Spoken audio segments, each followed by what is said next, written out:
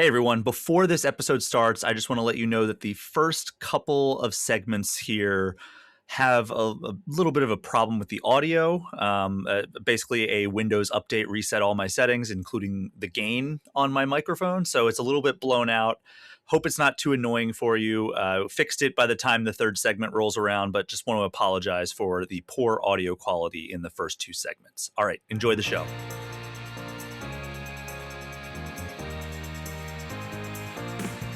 Welcome to the All Things Nintendo podcast. I'm Brian Shea, and this is a weekly podcast to discuss all the biggest news and games from the world of Nintendo. We are 1 week away from the biggest entertainment franchise on the planet turning 30 years old. So in this episode, we will be doing a historical look back at the creation of the earliest Pokemon games. I will be joined by a special guest for the final segment of this episode, but for now, it's just going to be me. We're going to run down some of the news that has come out over the last week in pretty quick fashion, since we have a pretty substantial main topic to get to in the second segment. But before we get to that, before we get to the news, I wanted to share my updated thoughts on a game I actually mentioned kind of in the middle of a storm of impressions that we had last week's episode. Fur Squadron Phoenix. That is out now on Steam, and it comes to Switch next week. And I played through it. You can read my review on GameInformer.com right now. I thoroughly enjoyed it. You know, it is the Star Fox 64 successor that I have been waiting for nearly 30 years now. Star Fox 64 came out in 1997. So 29 years later, we finally have a game that kind of captures what I loved so much about Star Fox 64. And you know, there's things I don't like about this game, but I want to focus on the stuff that I do like first, and that is, you know, the boss battles are super creative. The controls, it feels great to just like fly around to guide your. It's not called an R-wing, I think it's called a starfighter, around these on-rail segments, and I love that like the upgrades are permanent, so it's not like you have to find the double laser every level if you lose it or whatever. It's really impressive how they've captured the spirit of what Star Fox 64 was able to bring, because nobody has really captured that spirit since. Like, the closest that Nintendo has come in capturing Star Fox 64's spirit was Star Fox 64 3D, which even that was just a straight up remake of Star Fox 64. So like it's wild to me that Nintendo doesn't seem to understand what to do with Star Fox as a franchise. But as we saw with like Metroid and Castlevania, when there are these absences, these long periods without an official release, indie developers who grew up on those games are going to step in and take over. That's why we saw the Metroidvania genre explode, because Nintendo wasn't giving us any Metroid games. Konami wasn't giving us any Castlevania games. So indie developers were like Thanos at the end of Age of Ultron. Were like, fine, I'll do it myself. And they did. And then you see Nintendo and Konami, we'll get to Konami in a bit here, you see them looking over the fence like, oh, there's actually a market for these types of games. So I actually see this as a very positive development, that there is a very strong spiritual successor to Star Fox. And I'm hoping that means that it'll kind of light a match underneath Nintendo to try and figure out and crack this code of what Star Fox once was and what it could be. Because it just really does feel like a rudderless ship at this point. And most people at this point, I think, probably know Fox and Falco better from Smash Brothers than they do from their own games, similar to Captain Falcon. But it takes place a lot in a training simulation. Like, there's 8 levels, and it largely takes place in this training simulation. I think it's 5 levels are in training simulations, 3 are like real in-universe levels, and it has like roguelite style progression, but like you don't lose any progress aside from the level that you're on if you die. Instead, it just boots you back, and what I love is that even if you die, you still get experience points, and you can use those skill points to level up your thing. So like if you get destroyed by a boss on a level, you can leave that level with the progress that you made, giving you experience, and then go and like, oh, my shields were really not good enough for that boss, or my lasers weren't doing enough damage. Level up your character using the experience you got even in that failed attempt, and then go back and have a much better shot, in addition to, you know, the knowledge of what's coming and like what you have to aim for, because every boss has like their attack patterns, they have weak points like they do in Star Fox. And it really does capture that feeling of like trying it again, not having to worry about losing progress. The only thing is that on those 3 levels that are like in like real in universe levels, you don't get any experience points, which is like the most arbitrary, weird division line that I've ever seen in a game. Like it's such a weird thing that like, oh, well, this is happening in the real world, so you wouldn't learn anything from it. And I understand like if you like die in a real world mission, you would not gain experience because you'd be dead.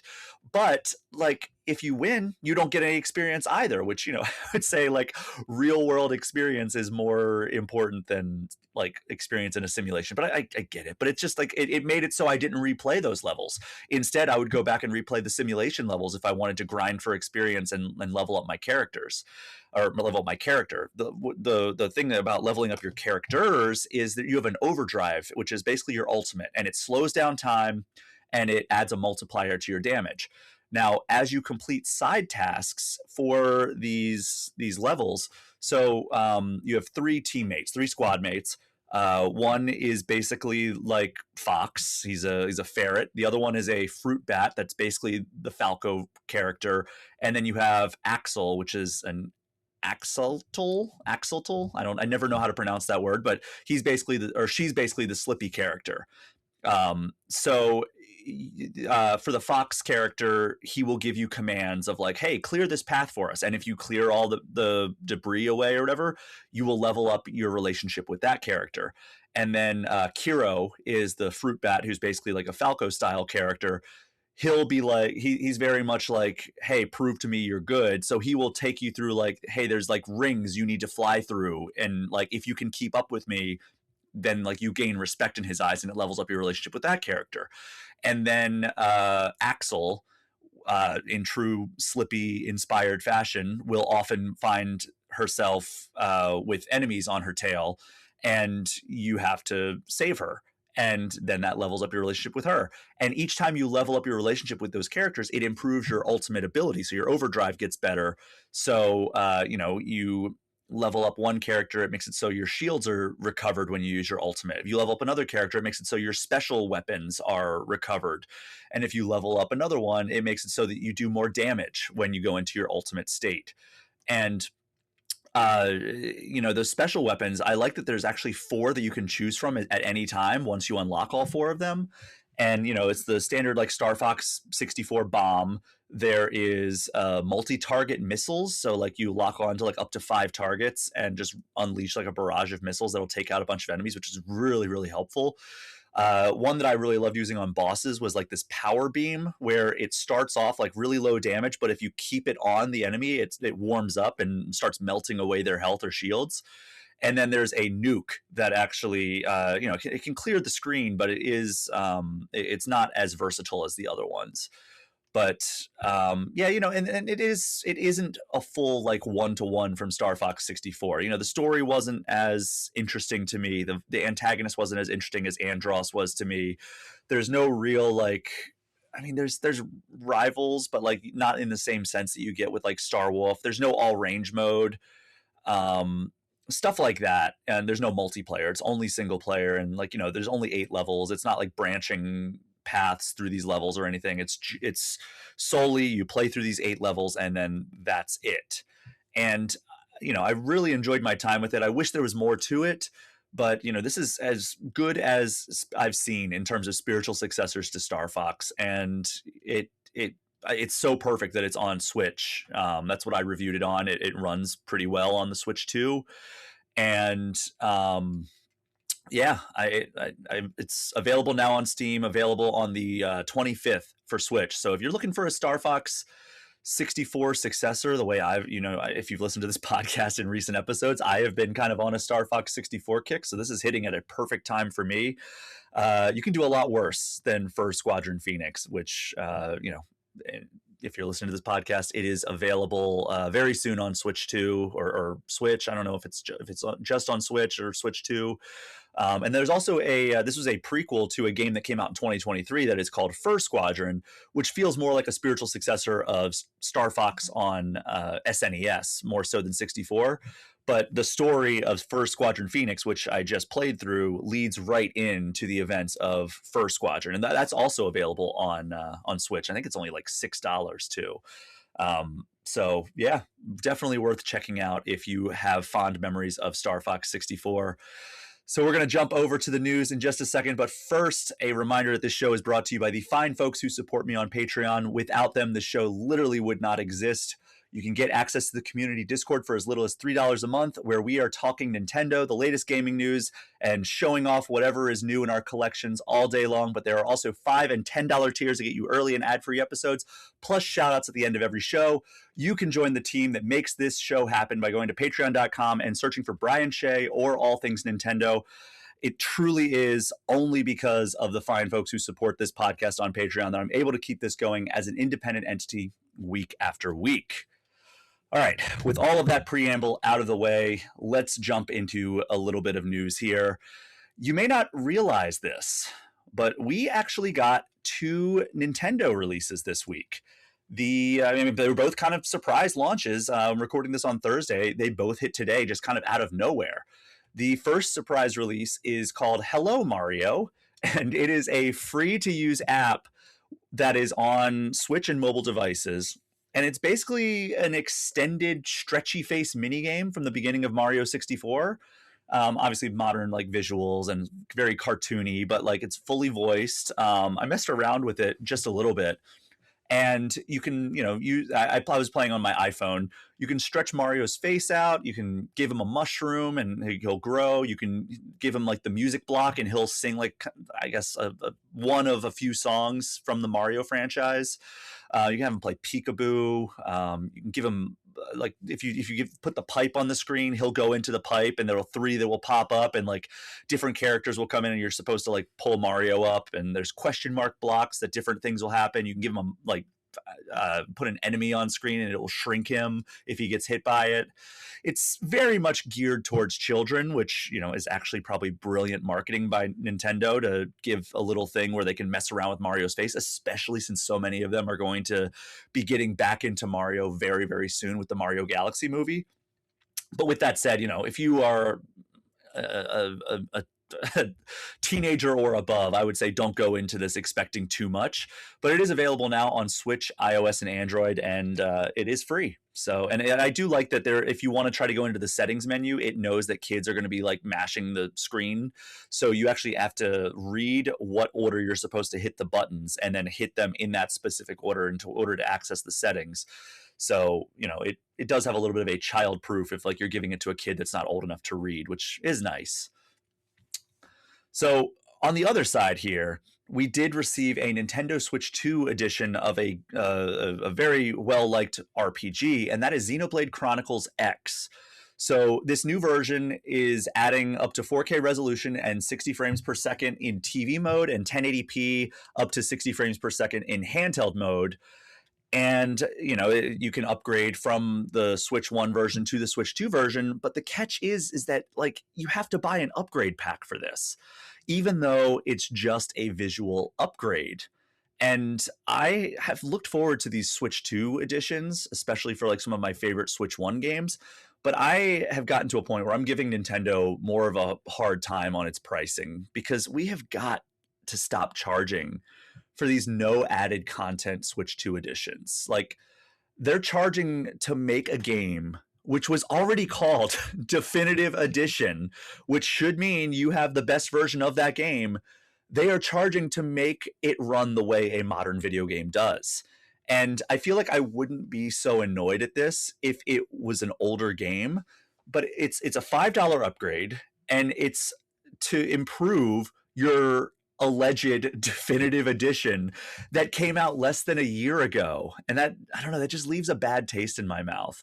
And, you look over at the fence at how Xbox and PlayStation have usually handle, and I say usually because they've done their own weirdness with this new gen stuff at times. But when you look over at that over that fence at Xbox and PlayStation, and like when they put out a new console, they've traditionally handled those things for free, and they've done what this Xenoblade Chronicles X upgrade purports to do. And like I still remember when I was playing Ghost of Tsushima, and I was playing it on my PS4, and then the PS5 came out, and I went and got my PS5, hooked it up, and I was like, well, I want to keep playing Xenoblade. I want to keep wanting to play Ghost of Tsushima because I am super into this and I want to finish it. And firing it up on PS5, it was like a brand new game. And then, like, you know, Xbox Series X, if you fired up Sonic Unleashed, which was an Xbox 360 game that was more than a decade old at the time, if you fired that up on Xbox Series X, it ran like a new game. And then, you know, you look at how inconsistent Nintendo has been with this. Like Animal Crossing New Horizons, just last month, had these visual improvements, but they also added content, and that was a $5 release. And then that was a much older game. And you look at like Kirby and the Forgotten Land and Super Mario Brothers Wonder, and they're charging a lot more, but they also added a ton of content. And, you know, maybe a more direct comparison is Donkey Kong Country Returns HD. They just gave us a free update about a year after it came out. So that's almost a perfect analogy, a perfect comparison here, where Donkey Kong Country Returns HD came out, and it was, you know, supposed to be the definitive edition. People said, this doesn't really run as well as we want. So a year after it came out, they put out a game, or put out an update, made it run how people wanted it to, and it added new content, and it was completely free. Now, $5 for Xenoblade Chronicles X to run really well, it just doesn't feel like look, $5 for a game that you like to make it look and run better isn't a ton to ask, and I get that. But when it's a new definitive edition, as they called it, and they're charging to make that definitive edition what, even more definitive, less than a year after that version came out, it just does not, it's not a great look. And it's not as bad as, like, you know, if they were to say charge for like a Switch 2 version of Scarlet and Violet, which, you know, they would have rightly been raked over the coals for, because that game just never ran well on the Switch 1. But you know, I don't know. This just seems like a step too far in terms of like Nintendo's Switch 2 pricing strategy. And I don't know. Like, let me know what your thoughts are, because, like, you know, if you are interested, I don't fault you if you are, because like when I play a game, especially a game that I really love, I want the best possible version. Like I picked up the Switch 2 versions of Breath of the Wild and Tears of the Kingdom, and they barely did more than what this version of Xenoblade Chronicles X says that it does. And those were $10 each, unless you're a Switch Online subscriber. But I will say that those upgrades to like the higher frame rate, higher resolution, gave me more than $10 of enjoyment because it improved my experience of those games so much. So like, I do get it, and I don't fault any players for picking up this upgrade pack for Xenoblade Chronicles X Definitive Edition. Like, in fact, if you are hoping to play Xenoblade Chronicles X Definitive Edition, I would even go as far as to recommend you get this upgrade. My problem is on Nintendo's side, because I just wish Nintendo wouldn't do its players like that. So, all that said, if you are interested in Xenoblade Chronicles X Definitive Edition Nintendo Switch 2 Edition, very, very weird naming there. I mean, yeah, that's exactly what edition is in the name twice. I'm looking at the press release right here. Xenoblade Chronicles X Definitive Edition Nintendo Switch 2 Edition is available now, and there's a physical version coming in April. All right, well, last week we got a PlayStation State of Play, which, you know, primarily, as the name implies, concerned PlayStation owners. But we also had an unexpected publisher step into the spotlight, and that was Konami. Like, I was only recently on this podcast kind of smack talking them because they just don't do anything with their franchises. And I wouldn't say this effectively shut me up, but it definitely, like, you know, made me kind of step back and be like, all right, let's see what they've got. So first up, we got a reveal of the Metal Gear Solid Master Collection Volume 2, which means we are finally getting Metal Gear Solid 4 free from the PS3, which, you know, is the first time that it is coming out on any platform other than PlayStation 3. And the collection includes Metal Gear Solid 4 Guns of the Patriots and Metal Gear Solid Peace Walker, as well as Metal Gear Ghost Babel, which is a very good Game Boy Color game that kind of toys with the story of the original Metal Gear Solid. And even with that though, it's like a really small collection. Like this is 3 games, and they're Metal Gear Ghost Babel is it's being billed as like a bonus thing, which it almost seems to indicate like you have to buy the joint collection there to get that game. So it's like incentive to buy both games. But I feel like it's like a missed opportunity, because it would have been cool to see like Revengeance or Phantom Pain, which are still not on Switch 2. I know they're on like the other platforms, especially if you have an Xbox, because it's backward compatible on there. But if that interests you, and I mean, yeah, Metal Gear Solid 4 coming to Switch is a huge thing, especially since it's been locked on the PS3 since it came out. This arrives on Switch, Switch 2, and every other major platform on August 27th. But Konami wasn't done yet, because it also announced it is celebrating the 40th anniversary of Castlevania this year, with the announcement of Castlevania Belmont's Curse. So this is a 2D Castlevania title developed in conjunction with Konami by the studios that created Dead Cells, so Evil Empire and Motion Twin, which I cannot imagine a better way to bring this franchise back. So Dead Cells is already the main way that gamers have interacted with the Castlevania franchise for many years. I think the last Castlevania game was 2014, Lords of Shadow 2. And we've gotten the Castlevania expansion in Dead Cells. We got a Castlevania expansion in Vampire Survivors, but this is the first official new Castlevania game in 12 years. So obviously, I think it makes sense to tap one of the studios that has been, or two of the studios, I guess, that has been so obviously inspired by Castlevania. And, I've already made my sentiments on Dead Cells pretty well known on this podcast. But, it's in the current definition of indie games, Dead Cells is a top 5 indie game of all time for me. It's up there with like Balatro and Vampire Survivors. It's a fantastic Metroidvania, even using like the roguelite elements to it. And this game, it looks phenomenal. I cannot wait to get my hands on it. I have nothing but the utmost faith in Motion Twin and Evil Empire to deliver an incredible Castlevania game. And Castlevania Belmont's Curse comes out on Switch and every other major platform later this year. And that's not all on the Castlevania front, because Konami actually updated right after this announcement about Belmont's Curse. It updated its Castlevania landing page with a message to fans. And it says, quote, "The doors of Castlevania open once more. This year marks the 40th anniversary since the original Akumajo Dracula first saw the light of day. In this commemorative year, Castlevania will be revived. First up is this title, Castlevania Belmont's Curse. We couldn't think of other studios to work together rather than Evil Empire and Motion Twin." Sorry, there's a little bit of weird grammar there. "Studios brimming with talent and passion to deliver a new exploration-based 2D action game that captures the essence of Castlevania while bringing fresh innovation. This is the beginning of numerous new products around Castlevania.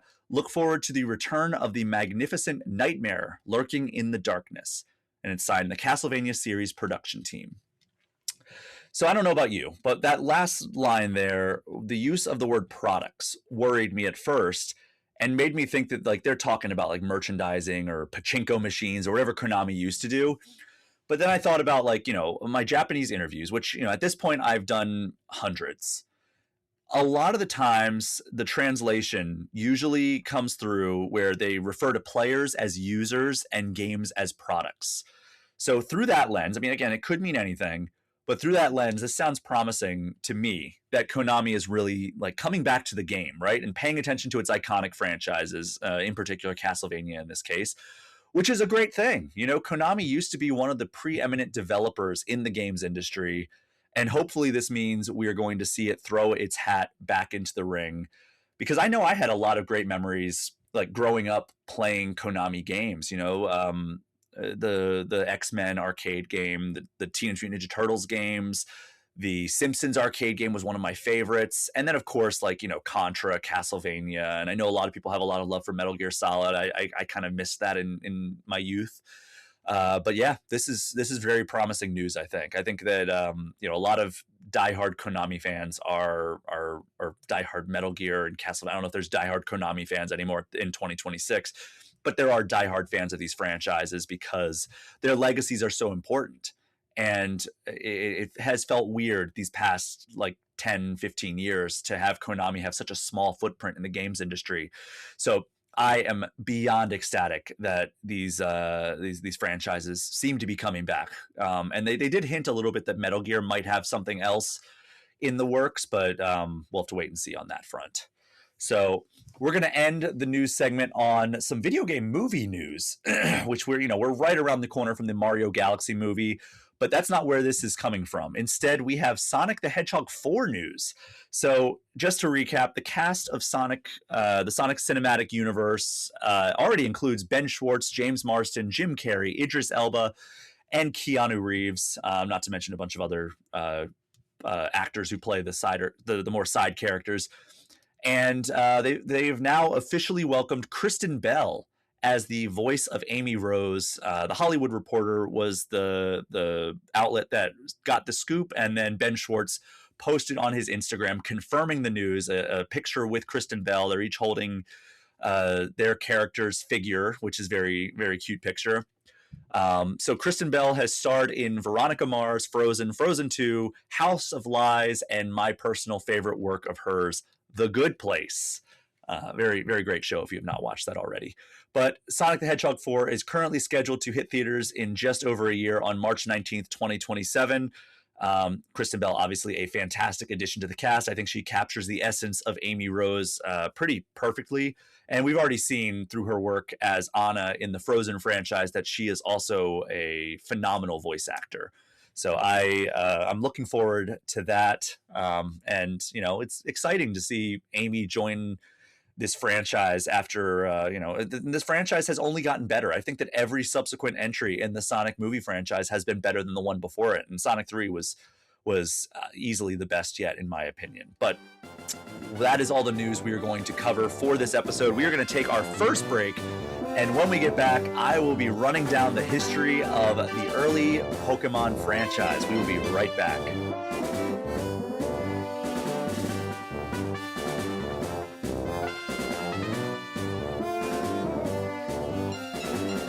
We are back, and next week we are going to be celebrating the 30th anniversary of the Pokemon franchise as a society through a Pokemon Presents stream with, I'm assuming, a ton of announcements. But as people who listen to this podcast are well aware, it is going to be a super busy episode because every time there has been a Pokemon Presents, those episodes are usually pretty jam-packed with analysis of the news. So as such, on this podcast, we are going to be celebrating Pokemon's milestone anniversary right here, right now on this episode. So kind of a pregame for the real anniversary, which is a week from now. So, as we typically do on this podcast, when a big anniversary comes around, I am going to kind of just, reflect a little bit on the creation of this franchise and a little bit on, the history of how it came to be. So the creator of Pokemon, Satoshi Tajiri, grew up in an area of Tokyo called Mashita. And he loved going to the lakes and the ponds and running around and catching bugs and small animals. And, in high school, he started going to an arcade that opened near his house, and he started playing video games. And unfortunately, around that time, Japan was going through a rapid period of expansion, in particular in Tokyo. So a lot of his nature that he loved was kind of destroyed during that time. And while in college in 1983, Tajiri started self-publishing a video game magazine called Game Freak, which at the time was actually the earliest video game-focused magazine in Japan, or at least one of them. And a manga artist named Ken Sugimori reached out to Tajiri in hopes of getting to work on Game Freak. And after a conversation, he became an illustrator for the magazine.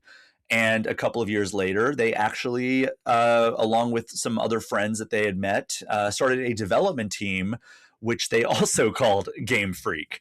And around that time, Tajiri was starting to become kind of like this well-respected game journalist in Japan, and he became friends with a businessman named Tsunekazu Ishihara, and they kind of just started keeping in touch over the years. And Ishihara at that time was, he was aware of Tajiri because Ishihara was often working on production on game-focused programming within Japan.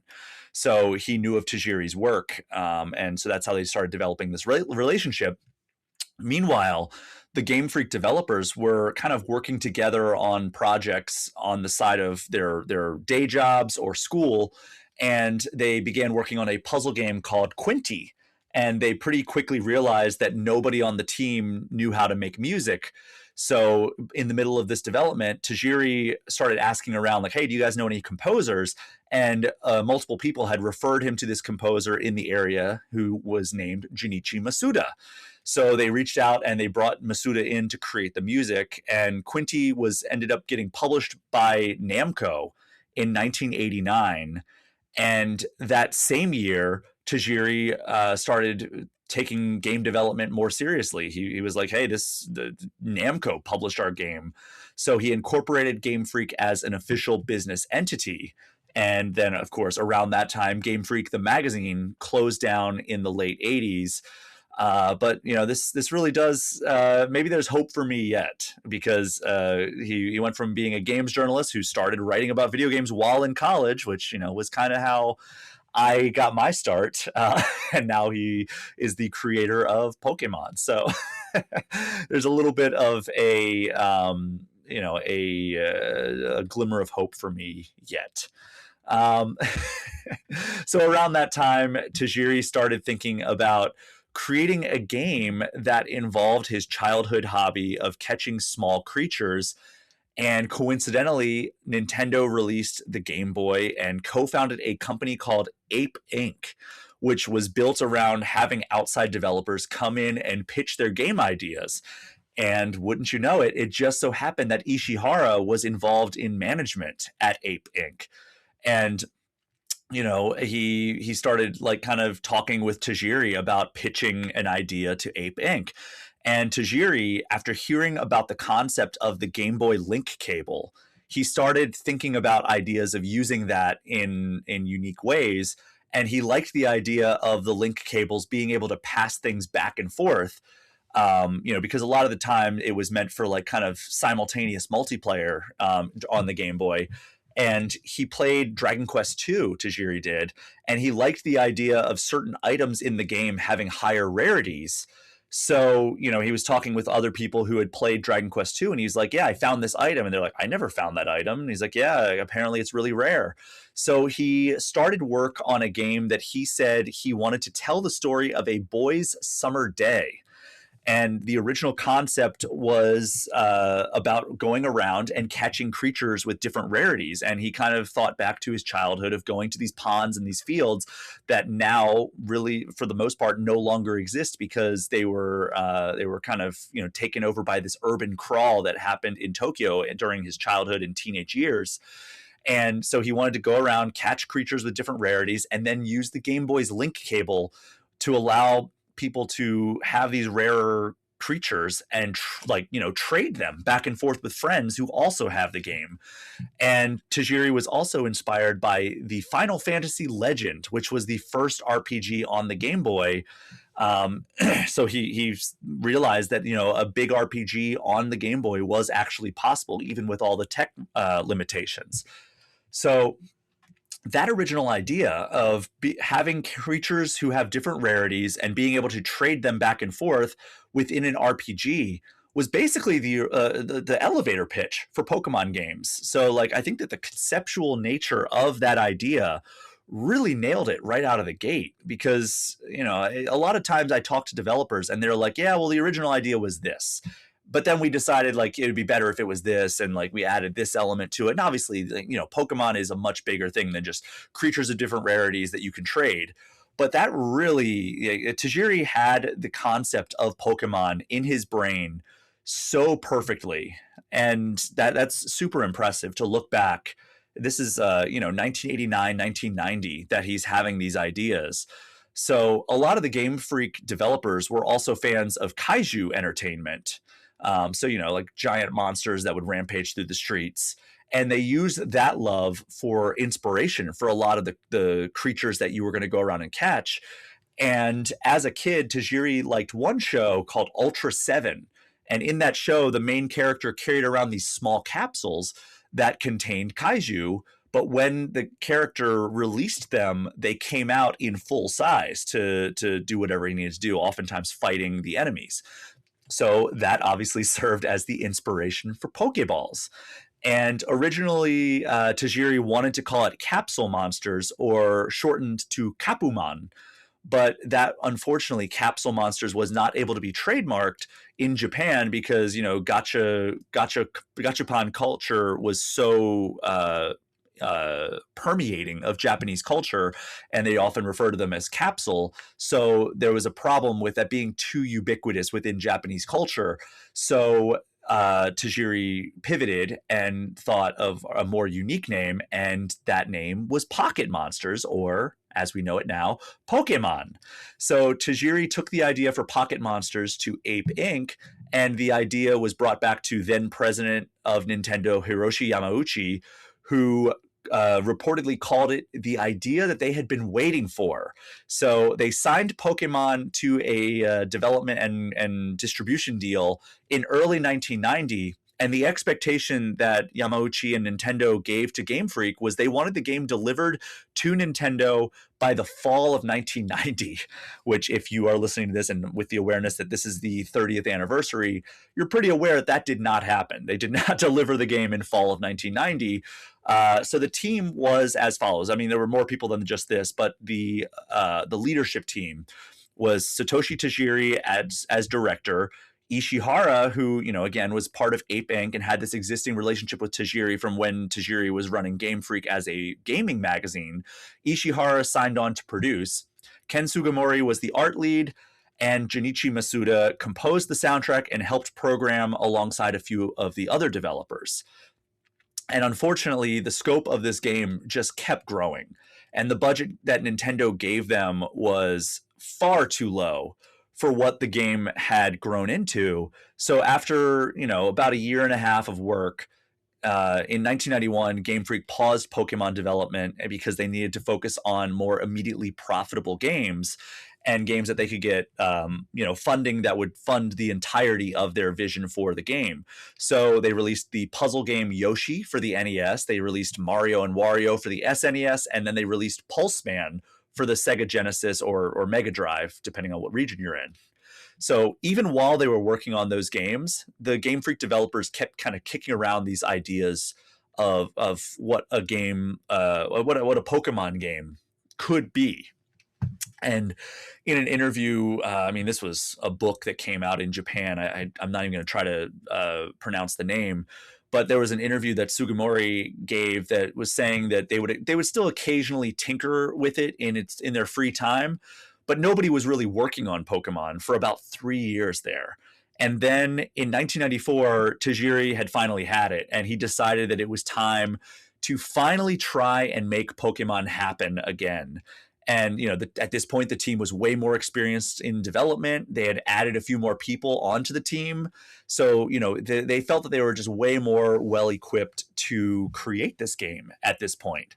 And Ishihara, now part of the team, used his experience with collectible card games to, kind of add more depth and fine-tune the turn-based battling system that the team was already kind of, conceptualizing.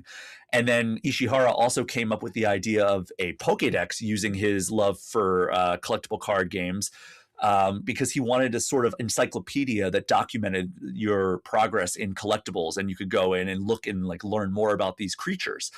And to play into the collectible side of the title and the idea of the link cables allowing you to trade creatures of different rarities.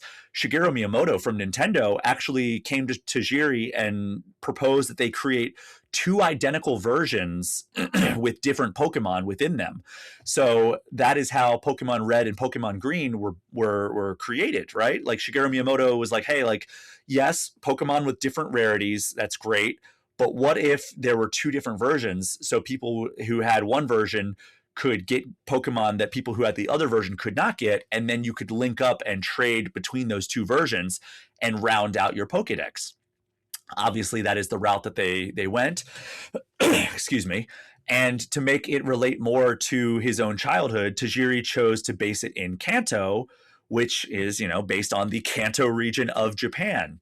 So he also made one of the default names of the protagonist as Satoshi to represent him. And then one of the default names that you can choose for your rival is Shigeru, not because he viewed Shigeru Miyamoto as a rival, but because he viewed him as a mentor and role model.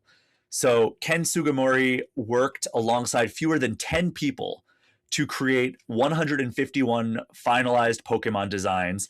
And during the development of Pulseman, an artist named Atsuko Nishida joined Game Freak during its development. And Nishida actually would go on to create several of the most iconic Pokemon designs, including Pikachu, Bulbasaur, Charmander, and Squirtle. And then Masuda created the music as well as the cries of the Pokemon. So all those cries that still persist to this day were largely the work of Junichi Masuda. And he looked at marching band music as the inspiration for the now iconic battle music that and if you've played the Pokemon franchise. So in 1995, Ishihara founded Creatures, which essentially was an evolution from Ape Inc. And shortly after he founded it, Game Freak actually gave part ownership of the Pokemon brand to Creatures. So there were now 3 part owners of the franchise. There was Creatures, which handled Ishihara, which later would eventually evolve into kind of handling kind of some of the branding alongside what would eventually become the Pokemon Company. Then there was Game Freak, who's the developer, and then Nintendo, who was in charge of publishing duties. So development of Pokemon went on for 6 years, which was almost an eternity in game development back then. Now, obviously, for a few of those years, there was no active development on it, but from 1990 to 1996, Pokemon was in development in some way, even if it was just ideas being kicked around. And Pokemon Red and Green was originally supposed to release in 1995, but they had to delay it to the next year. But they didn't want to wait to the holiday season because they really wanted to, start getting some sales on this game that has been in development for so long. So Pokemon Red and Green released in Japan on February 27th, 1996. And we talked a little bit about this in the Pokemon Gold and Silver episode. I think that was last year. But Pokemon was not a big hit when it first released, which, in an Iwata Asks that I found, Ishihara partially attributed to the game's delay to February of 1996, which meant that rather than releasing in the holiday season where a lot of people were going to be buying video games, it released in the worst time of the year for video game sales. And at the time, it was pretty outdated hardware. Like I saw an article that was basically calling the Game Boy at that point in 1996, yesterday's news. And here's Ishihara's quote from Iwata Asks, quote, "It was originally conceived as a game that would be developed for this new hardware," because 1990, the Game Boy was still pretty new back then. And then back to Ishihara, quote, "Then there were substantial delays in completing the title. Still, as the producer, when I saw the content of Pokemon Red and Pokemon Green, my personal feeling was that of all the titles I had experience of, that I had played or worked on as a producer, this was the very highest caliber. That is to say, I was confident that this was streets ahead of the crowd in terms of sheer enjoyment. But with the release date being what it was, I had considerable concerns about the title at first." And, sales of Red and Green just were not great right out of the gate. But then a Japanese manga featuring Pokemon released. And that's when it started garnering more attention for the franchise. And then as more people picked it up, word of mouth about how good Pokemon Red and Green were started spreading throughout the country. and it ended up being a massive success. And Ishihara said that before long, they started selling the same number of games that they sold a week. It's the same number of games that they were selling in a month in those early months. They started matching that number in a week, and then shortly after that, they started tripling or quadrupling their monthly sales in just a matter of a week. And after a year and a half on the market, Pokemon Red and Green finally reached number one in Japan, which was also, just as Nintendo and Game Freak were ramping up efforts to bring Pokemon to the West. And that would be done as Game Freak had released a kind of a somewhat upgraded version. It wasn't like a full upgraded version as we know now, but they had released Pokemon Blue in Japan, and you could get it by mailing in to get it. I don't think they actually released it on shelves at the time, but Game Freak chose to release it as Pokemon Red and Blue rather than Red and Green, because Green in Japan had a bit more of a notoriety with glitches, but also Blue felt like a more opposing color to Red. So they ultimately decided that for the Western localization to release it as Pokemon Red and Blue, and that happened in 1998. And a localization team went through every Pokemon name aside from Pikachu and renamed them for Western players. And then they also went through and trademarked all of the names across all regions to prevent any of the characters from popping up elsewhere. So Pokemon Yellow, which is actually like considered the first of the true upper versions of the Pokemon games, came out in Japan in 1998 and then 1999 in the US. And this had various changes to appeal to fans of the anime, which was also extremely popular at this time, including Pikachu acting as your starter, your rival starting with Eevee, and then the inclusion of characters that are, like from the anime, like Jesse, James, and Meowth from Team Rocket. And 1999 was also when Pokemon Stadium came out, which let you transfer your Pokemon to the Nintendo 64 to battle them with 3D graphics. And at this point, I remember thinking Pokemon Stadium was the dream come true, because I was watching the anime pretty religiously, and I wanted something that looked like that. And that was as close as you could get back in, the late 90s. And this first generation of games, they were also remade twice. So first was Fire Red and Leaf Green on the Game Boy Advance in 2004, and that brought the story up to then modern standards. I still think this is maybe the best looking Pokemon game of all time, this generation at least. The Game Boy Advance sprites were just so crisp, and they looked so beautiful and so colorful. And it also added a full post game where it would allow you to go around and collect Pokemon that were not from Gen 1, which was pretty cool, by exploring these different islands that popped up in the post game. And then Let's Go Pikachu and Let's Go Eevee served as kind of Game Freak's training wheels to start developing for console rather than handheld. And I actually got Junichi Masuda when I visited Game Freak back in 2019. He and Shigeru Omori basically confirmed to me that we wanted to see what we were getting ourselves into with a full RPG game on consoles, and how much work it would be to bring it to these higher resolution platforms and see what we could do with it. So that's why they chose to remake Pokemon Yellow essentially through Let's Go Pikachu and Let's Go Eevee for Switch, before they jumped over to doing Sword and Shield and then eventually Scarlet and Violet and whatever Gen 10 ends up being. So really, if you look back at it, the Pokemon empire was built upon Red, Blue, and Green. They took that ball and ran with it with, over the top merchandising, extremely popular Pokemon trading card game that I still kick myself to this day for getting rid of all of my first edition cards back in the day. Because God, they're worth so much money now. A long running anime that's still going to this day. Ton of sequels, ton of spin-offs. I've mentioned this several times, but today Pokemon is the highest grossing entertainment franchise of all time. And it's not even particularly close. It's around 115 billion with a B total revenue. And number 2 is Mickey Mouse and Friends with 61.2 billion. So just over half of Pokemon's total revenue. And the vast majority of that is retail sales.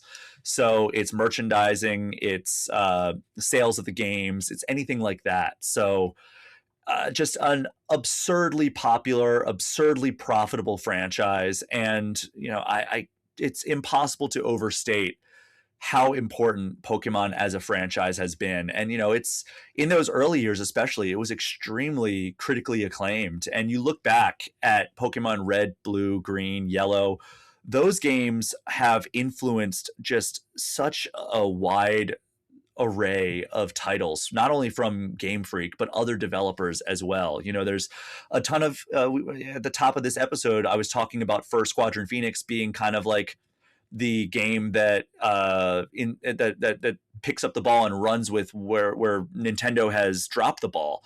And I think that Pokemon is so popular that even though we haven't really gotten any breaks from the Pokemon franchise over the years, in terms of like Game Freak not releasing games or even spin-offs from other titles, but like, it's crazy to look at the sheer inspiration that so many indie developers and even mainstream developers like AAA developers have taken from the Pokemon franchise. And this is just a train that shows no signs of slowing down. And I think that we're going to really see that when the time comes for this Pokemon Presents stream that we are going to be covering in on this podcast next week.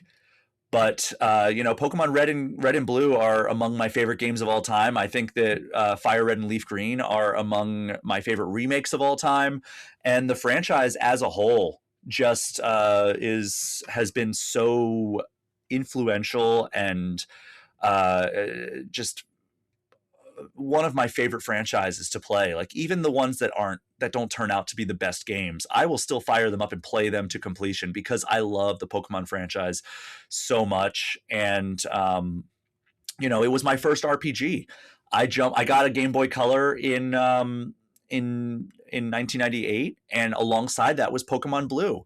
And I played it so many times. I still could go back and play that game. I can't wait until Nintendo gives me an official way to play these games on modern hardware, because it's ridiculous that we still don't have any kind of way to play these titles outside of replaying Pokemon Let's Go Pikachu and Eevee if you want that Gen 1 story. And, from there, my love of RPGs blossomed. So the Pokemon franchise really does hold a special place in my heart.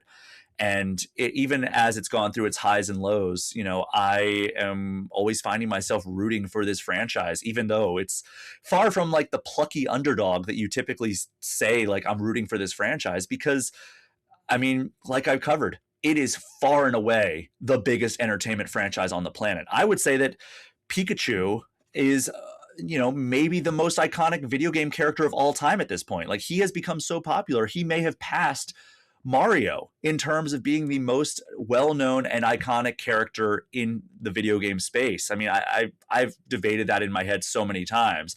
Maybe Mario's taken that back with the success of the Mario movie, but like, I really think that if you were to just poll like random people and like say like how many people know who Pikachu is versus how many people who know who Mario is, I think it's going to be a high percentage either way.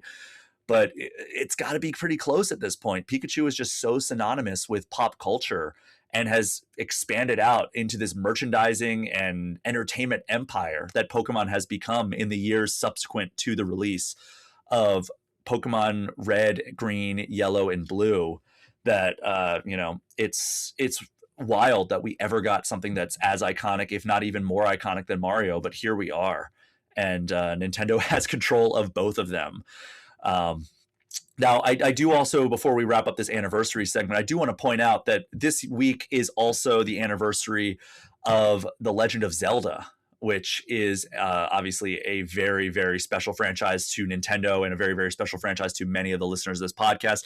It is overall my favorite franchise in video games. So I do want to do some sort of anniversary thing looking at the history of The Legend of Zelda. We have done some of that stuff in the past with specific games, but I've done Ocarina of Time, I've done Wind Waker, I've done the Zelda timeline. But yeah, hopefully do something on the actual development of the original Zelda game, similar to how I did this segment on the development of the original Pokemon games. But we are going to take our final break of this episode, and when we get back, I will be joined by a special guest to continue this Pokemon party. We will be right back.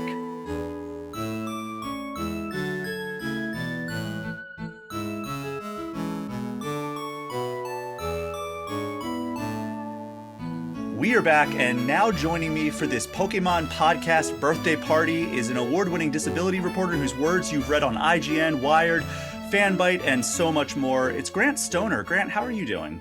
I'm good. Thank you for having me. Yeah, of course. I mean, we were talking before we started recording here that like we have followed each other on social media for probably more than a decade at this point. Yeah, I would say so. Yeah. And this is our first time talking outside of just like, previously tweets, now Blue Sky posts, whatever social media account or platform was in vogue at the time. So we have, very familiar with each other's work, very familiar with each other's online presence. And this is the first time we're actually talking in person, or I guess face to face, not in person technically. But yeah, it's so great to have you on the show. And we're going to let the audience get to know you because they don't have the familiarity with you, or maybe they do. I don't know. But they don't necessarily have the familiarity with you like I do.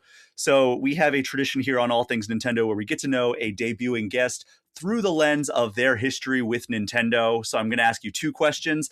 The first one is, what is your first Nintendo game? And you can interpret this however you want. It could be your first game you ever played, first game or console you ever owned, anything that represents kind of your starting point with being familiar and loving Nintendo products.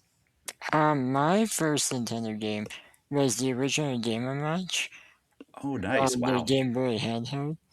I remember I was, I believe, 4 years old at the time, roughly, and my mom got me and my brother a Game Boy for Christmas.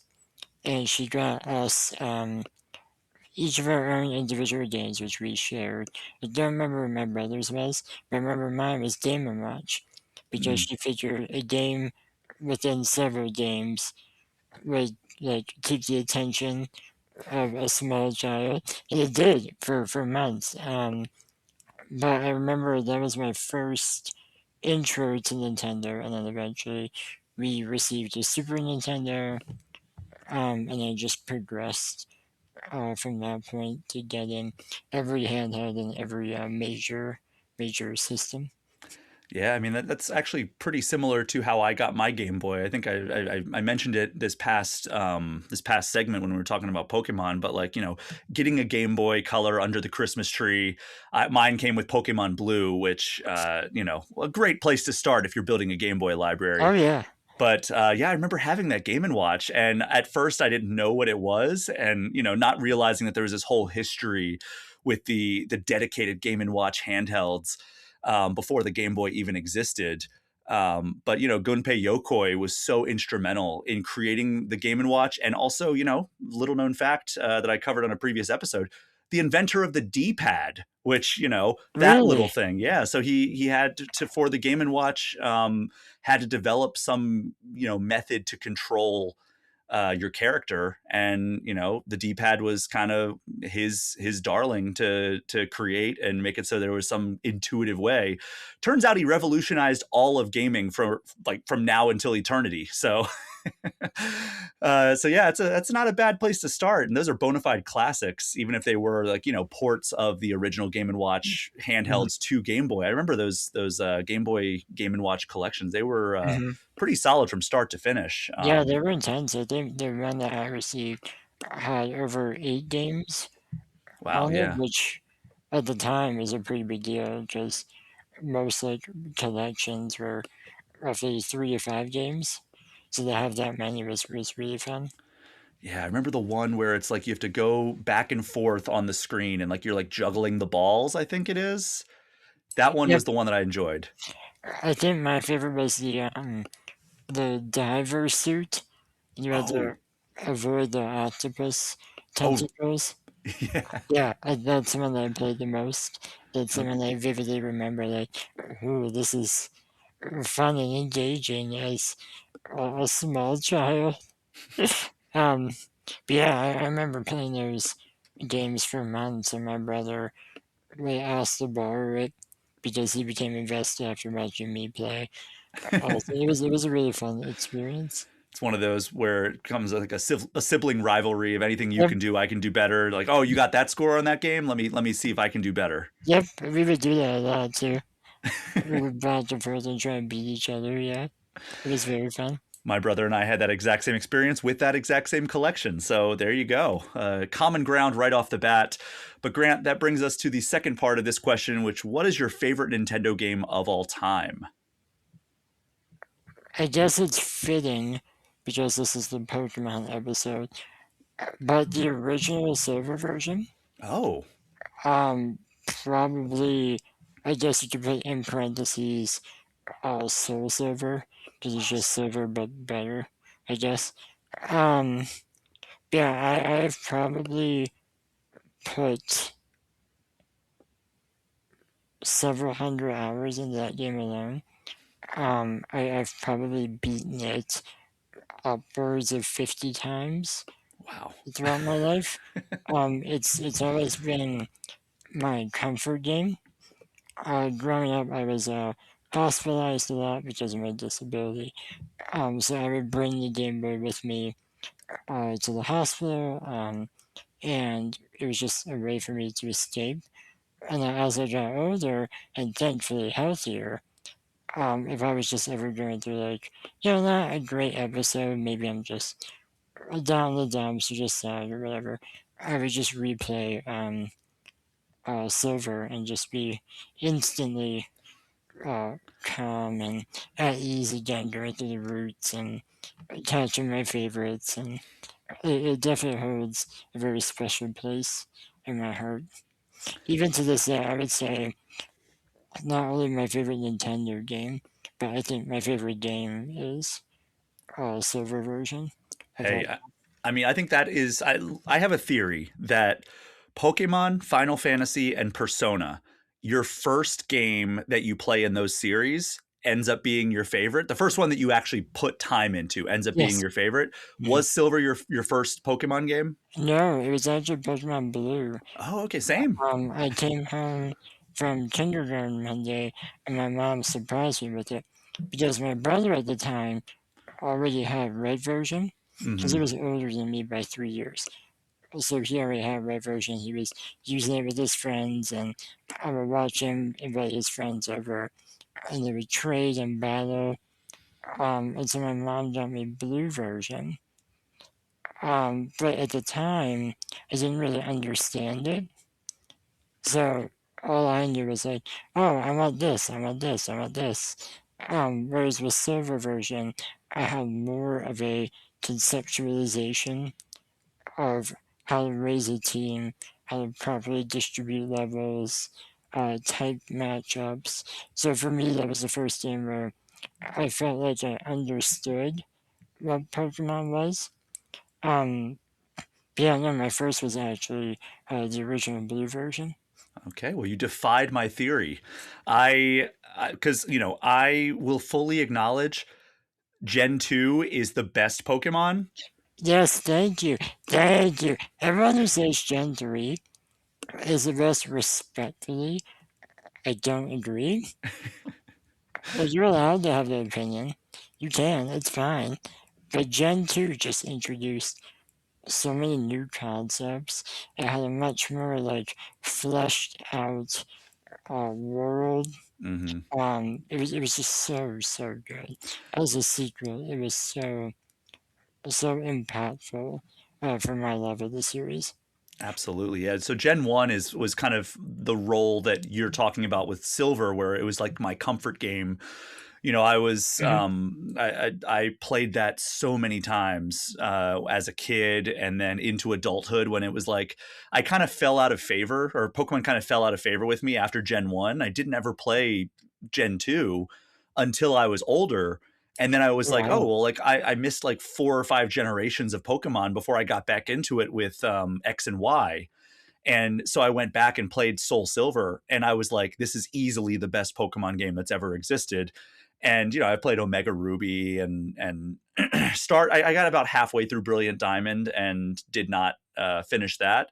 Hmm. But yeah, like Soul Silver, like even though I don't think anything's ever going to top my love for Red and Blue, I will fully acknowledge that Soul Silver is probably the best overall Pokemon game. And not only does it add so much to the formula, like the Gen 2 stuff, but that post game is just so phenomenal. And like being able, as somebody who loves Gen 1, that is like near and dear to my heart, seeing your character go and visit Kanto and be able to see like the passage of time and like Hmm. what is going on in your old stomping grounds. Like that was so crazy to me. Like I was so like in love with that post game, Yeah, and it really makes it feel like such a great 1-2 punch playing Gen 1 and then going straight into Gen 2.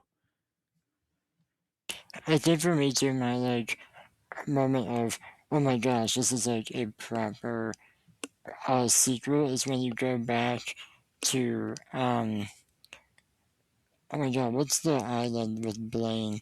I can't remember. Cinnabar, where the Cinnabar, it volcano had is Cinnabar. erupted and like Yes, destroyed most of the island. yes, and then Blue became the gym leader Yeah, of of Viridian City. Viridian City, yeah.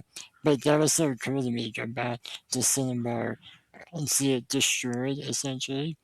Whereas I was like, wait, I was just here like a few months ago, and I just beat Blaine and did the manor and everything, and now all of it's gone. I thought that was so neat as a small child to see actual like world progression in a game and have a narrative follow it too, like with Team Rocket and then trying to restore it again. Um, it's just it's so good. And that It's easily the best Pokemon game, like you said. Yes, and that scene, sorry, I'm getting very excited here thinking back of like now it's like jogging my memory of the cool stuff that Yep, happens. That scene where Lance just like goes and wrecks shop with his yep. Dragonite, like that is such a cool moment in that series or in that game. Hmm. Yeah, you just open the shop and he just uses Hyper Beam on a poor guy. But if that was like an actual show, he'd be obliterated at Yeah, that point. vaporized by Yeah, the Dragonite. just gone. Yeah, That's not just a Dragonite, that is it's a the head landscape. of the Elite Four's Yep. Dragonite just unloading on you. Yeah. Good night to that Yeah. poor innocent fool. But Grant, we'll be talking a lot more about Pokemon. But before we move on from this topic of getting to know you, I would be remiss if I did not ask about you and your reporting in the video game accessibility space.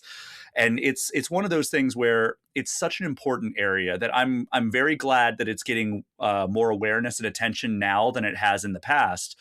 But it's one of those things where it's like, yes, we're taking steps, but it still feels like we're not where this industry needs to be, not both in the awareness department, but also in the action items that developers can take. But can you talk to me a little bit about what drew you to report in the disability space, but also the importance of reporting on this angle taken at the industry? Yeah. It's actually kind of ironic. Growing up, I used to shy away from disability representation. A lot of disabled people have this where they just want to be air quotes like normalized, right? And I never grew up around other disabled people.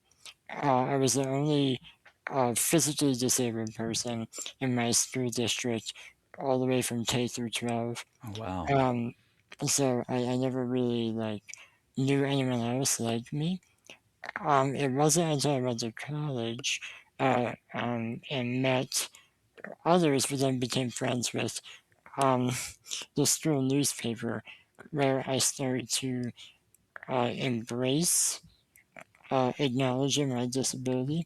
And at the school newspaper, my editor slash best friend in college, who is still a really good friend today, and I always tell this story, and he always like brags to people, like, yeah, I'm the reason.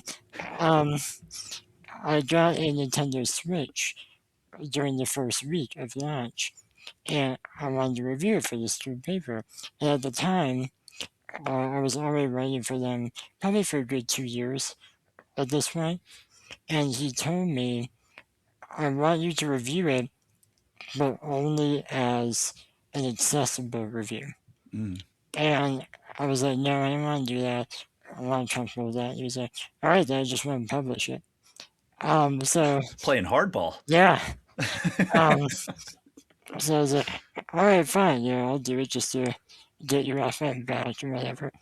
And it won second place in the Keystone Press Awards for Whoa. the review category.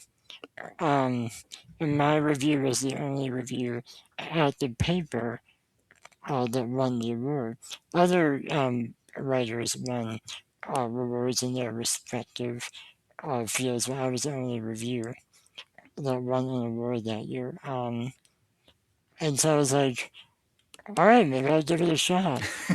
Um, Maybe, let me dust off my award shelf first, yeah, and then maybe, I'll get back to it. yeah.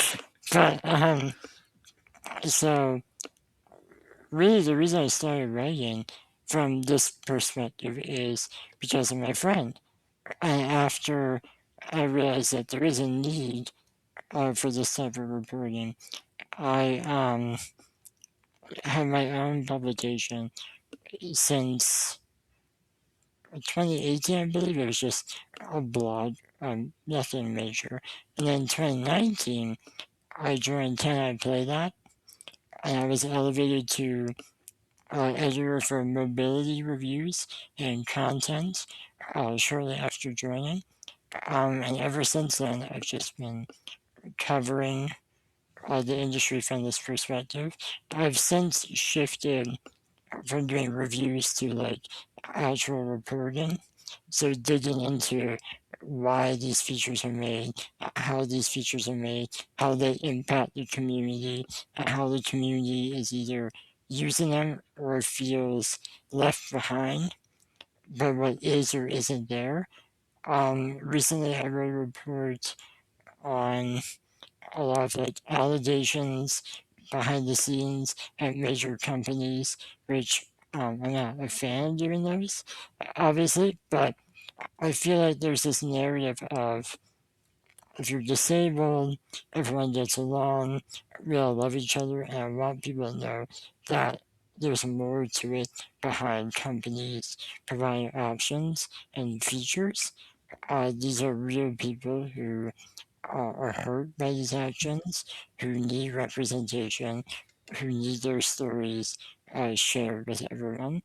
And I really feel that this type of work can sit alongside the work that every other journalist does. Because with every new game, you can have this type of coverage. You can have the coverage exploring like the intricacies, like I said. You can have coverage exploring like allegations of potential harassment and abuse and so on and so forth. Because at the end of the day, disabled people need this representation to fully fit into this industry. For sure. And I mean, it's the same as a lot of people who have struggled to, get into this industry in one way or another, like having somebody at the table to advocate for you, whether it's you or somebody on your behalf or somebody who's just on the community's behalf, I think is so important. And that can be done through, consulting with game developers, or it can be done through reporting, which, you're doing a lot of right now. And one thing that I've heard a lot of, and from a lot of people who report or really pay attention to the accessibility space, is that we see companies like Xbox putting out the adaptive controller. I believe PlayStation has one as well. Yes. They, Mhm. they they put one kind of after Xbox, if my Yeah, timeline is it lined was up. roughly 5 years after Xbox. Okay. Mhm. But Nintendo seems like it's always, despite kind of positioning itself as like the company for everybody, they seem like they lag behind these other companies in terms of progress in this space. Is that accurate from your perspective? I don't like to do such objective analyses of accessibility because at the end of the day, being disabled is so individualistic. What works for me is not going to work for others and vice versa. Um, so whenever people rightfully critique Nintendo, because I feel like every major company should rightfully be critiqued on what they do or don't do. Um, there's this notion that because Nintendo doesn't have like a physical device or major settings within their games that their products aren't accessible. In reality, Nintendo has more physical software settings like control customization, remapping, offerings of different controllers than any of the other companies. Mm. Um, in 2023, Microsoft released an update where it banned all third party software from their systems. And what people don't realize is that really impacted the disabled community because maybe they can't really use the adaptive controller. Maybe it's too expensive because I know, for example, my setup with the adaptive controller roughly equates to almost $500, Oof. and a lot of disabled people can't afford that. So when Microsoft removed these third-party options, all of a sudden the entire platform just wasn't accessible anymore. Mm. And Nintendo, despite not having a first-party device, doesn't limit players on what they can use. On top of having a pretty sufficient system settings that you can remap and designate different options. Um, so again, while they don't have like their own device, I wouldn't say they're necessarily behind the other major two within the industry because at the end of the day, especially with disabled people, it's all about what you need and what each company offers. And a lot of times, what I found through my reporting and just general investigation is that Nintendo continues to be on top of accessibility for what they do offer, just on the entire basis. And because their games are relatively simplistic, they don't require a lot of like action or demand physical strain or cognitive strain. Um, but unfortunately, we are in this mindset where options means accessibility. But what we've seen is that's not always the case with things, and Nintendo is a perfect example. Mm. And what you're saying is completely accurate in terms of like, you know, it's so individualized. One of the first articles I ever I wrote when I was very young in my career that got like pretty good traction was probably back in like 2010. Mhm. And it was an interview with a man who was blind, and he was an avid Guitar Hero and Rock Band player, but also fighting games. Wait, where did you publish this? This was Examiner.com. I think I read it. Oh, really? I did, yeah. Wow. I think so, yeah. Wow, yeah. So I was just because I think that like for a lot of players, like they don't realize how important accessibility is for those who do not have the same, you know, motor functions or Hmm. sight or whatever. Hmm. And because I remember when this guy reached out to me, I was like so like blown away that a person who does not have the ability to see the screen could play not only a music game that is so dependent on timing and like playing the right notes, but also like a fighting game, and having him walk me through why those genres are actually really good for the blind community, like to learn how to play, was just mind blowing to me, and that really opened my eyes to like what you're saying of like, you know, every single person with a disability is going to require different things, and I think Mhm. that's why, like, circling back to your reporting, that is so important that, you know, we get your perspective, we get other people with, you know, different disabilities perspective, Mhm. and so yeah, just want to, you know, commend you on your reporting and Thank you. the important work that you're doing. Thank you. I really appreciate it. I try really hard in my reporting to not ever really talk about myself. I do have like pieces that are specifically my opinion. But you can't be an accessibility advocate or disability advocate without highlighting as many people as possible. Because like we both said, it's so individualistic.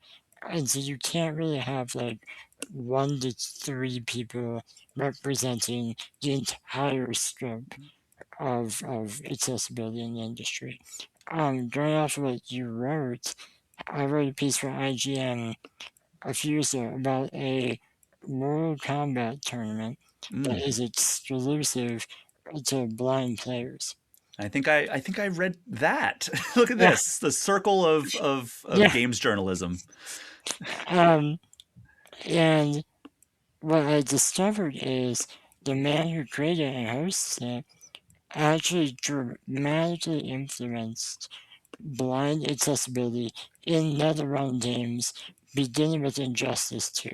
Oh, Because he created this tournament, he met with developers at EVO, because he was a competitor at EVO, and they were so blown away by his skill level, like top tier skill level, while having a disability, that he became a consultant.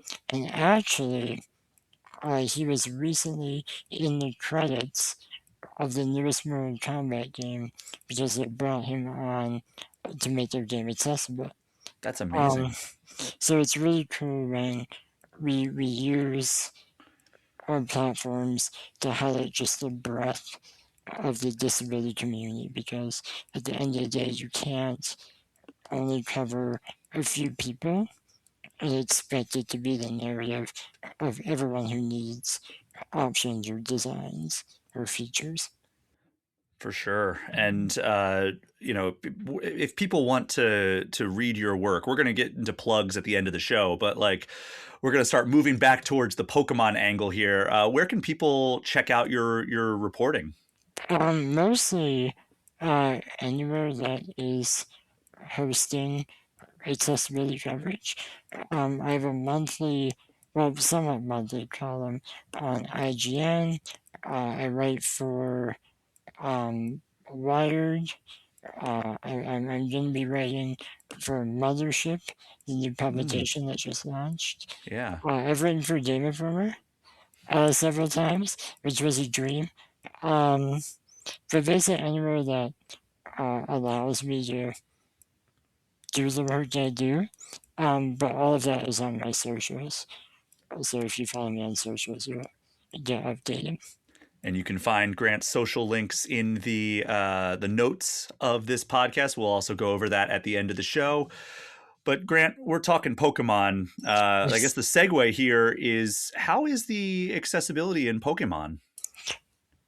It is the most accessible series I've ever played, Oh wow. except 2018 Let's Go games. I've never been able to play those. And in fact, they're the games responsible for my career.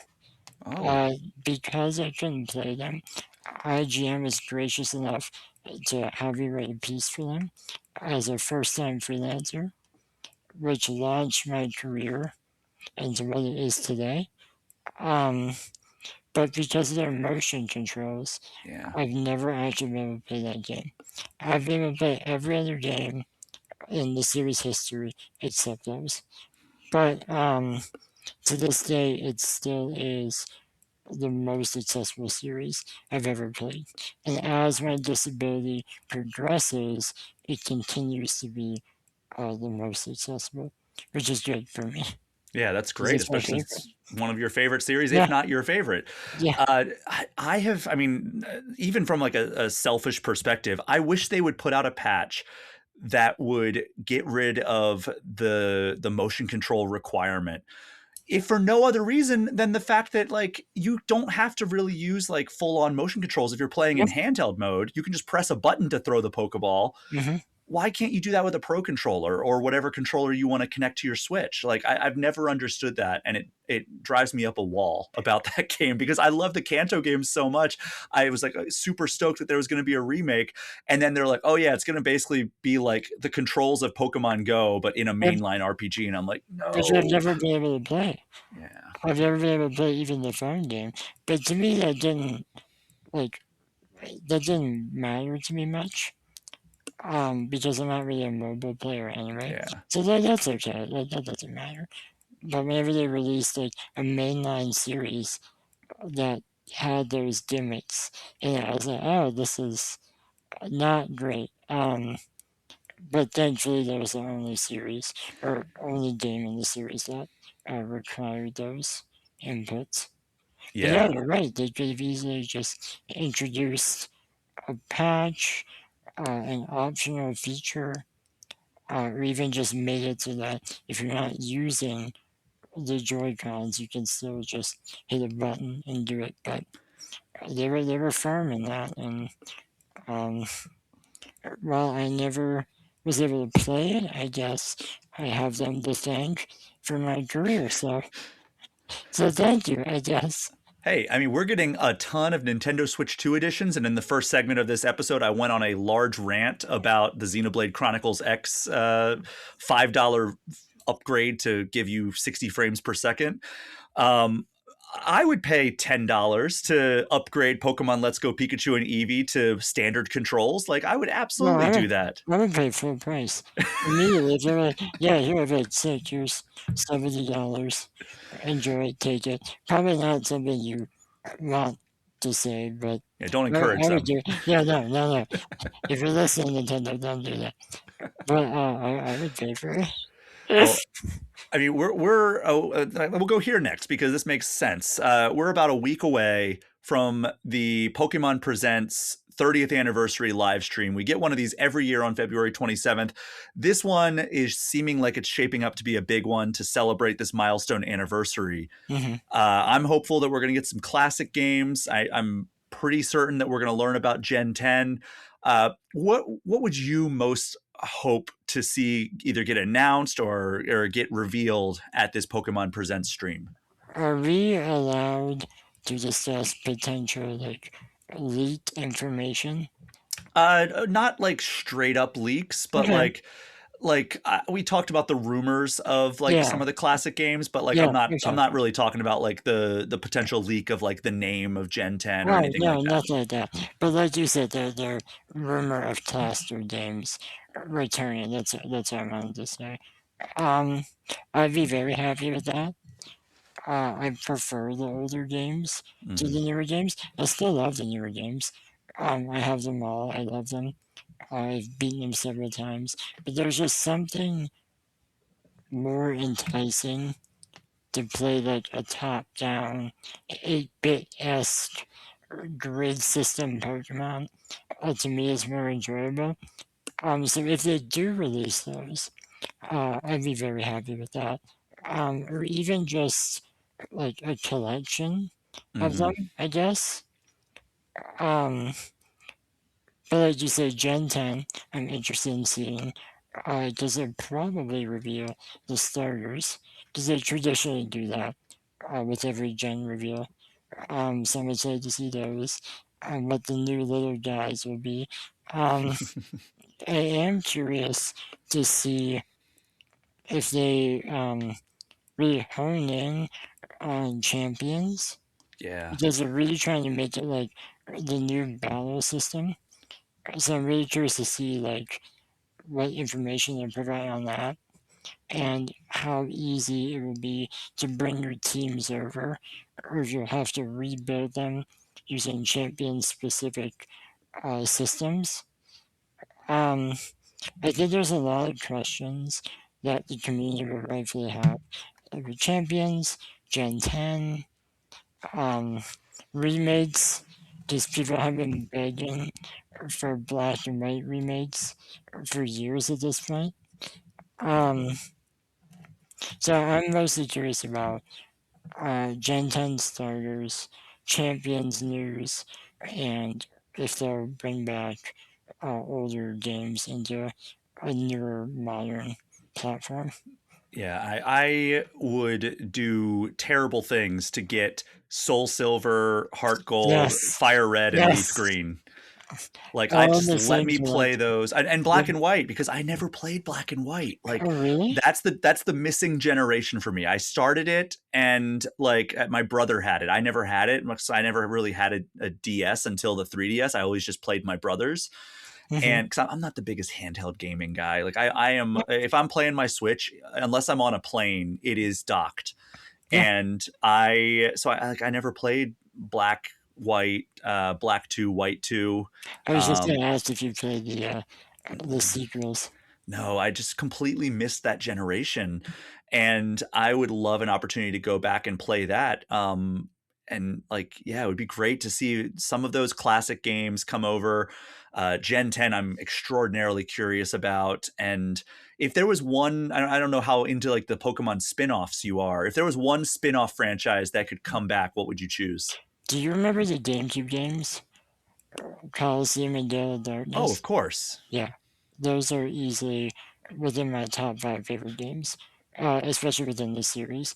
So if they bring those back, because I know when they revealed the Switch 2 and they revealed the GameCube Virtual Console, Gale of Darkness is one of the games that they Yeah. showed.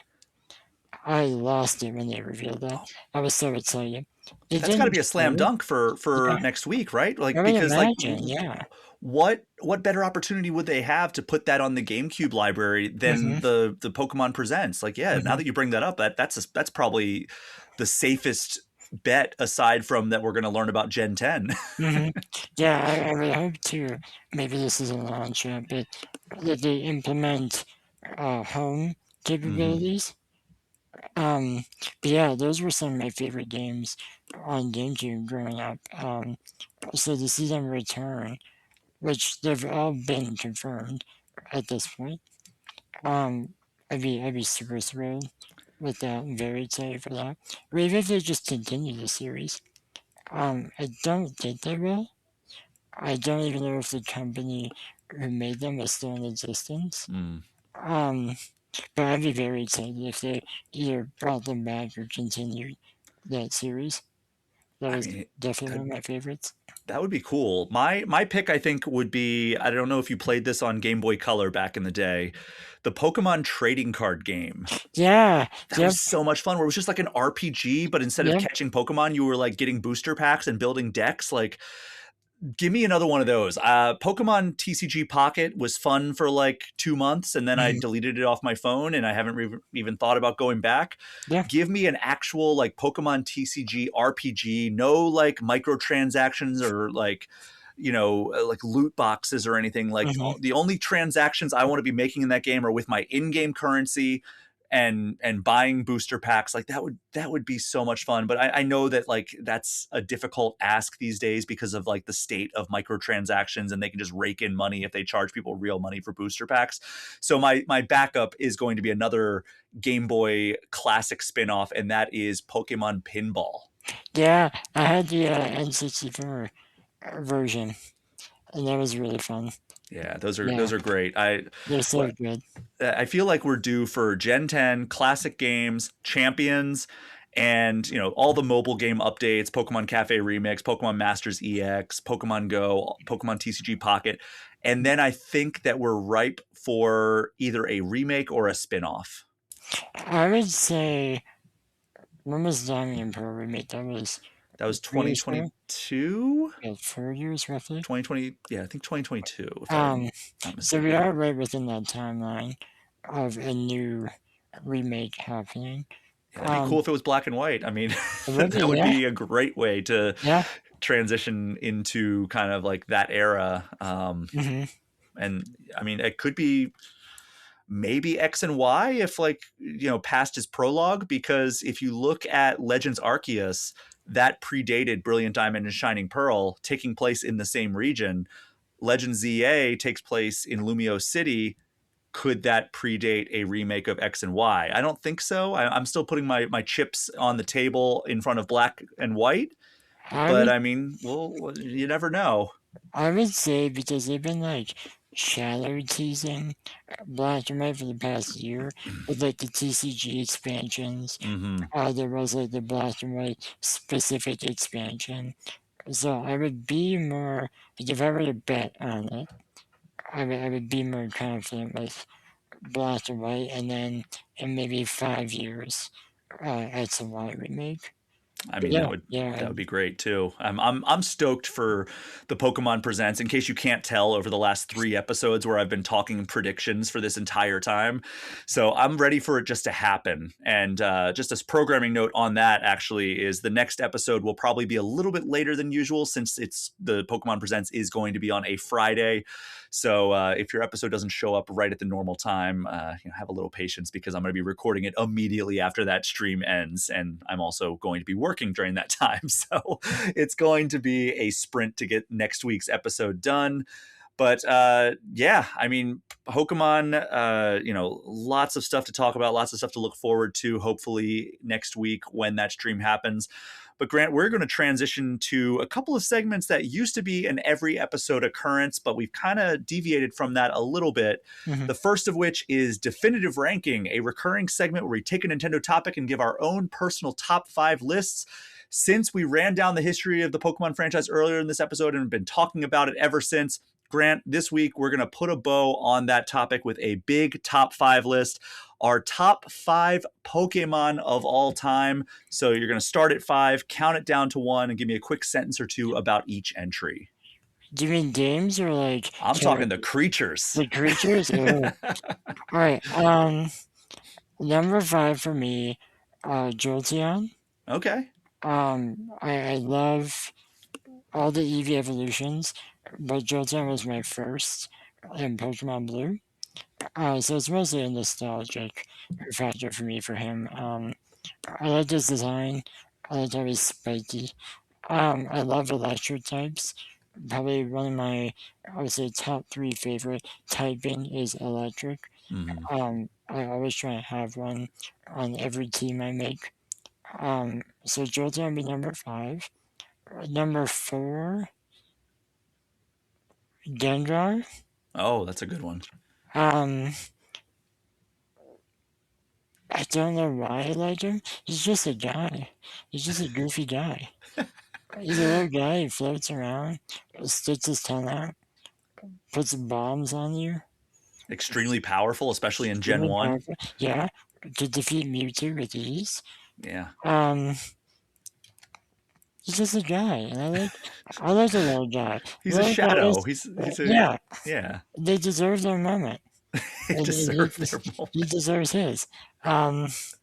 Number 3 for me is Machamp, Okay. because my first ever experience with the franchise, my mom picked me up from preschool, and my brother had a pack of Pokemon cards with him. And I, being a little brother at the time, was like, gimme, gimme, gimme. And so my mom made him give me one.